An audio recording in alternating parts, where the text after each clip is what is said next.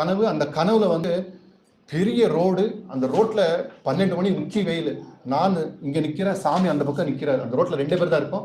நடுவில் வந்து பேரிகேட் போட்டிருக்காங்க. நான் சாமி பார்க்குறாரு, ஜுப்பா எல்லாம் போட்டு மாலை போட்டு பட்டை கட்டி சிங்கம் மாதிரி நிற்கிறாரு சாமி. சொல்லும் போதே உடம்பு சாமி நிற்கிறாரு, இப்படி பார்க்குறாரு சாமி.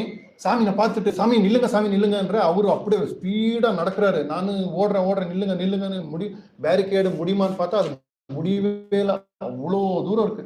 சரி இவரை இப்படி போய் பிடிக்க முடியாது, நம்ம பேரிகேட்லேருந்து எகிரி குதிச்சாதான் பிடிக்க முடியும்னுட்டு போய் பேரிகேடை எகிரும் போது அவரை பார்க்குறேன். இப்படி குறிச்ச உடனே தரையை பார்த்து இப்படி தூக்குறதுக்குள்ள ஆள் இல்லை.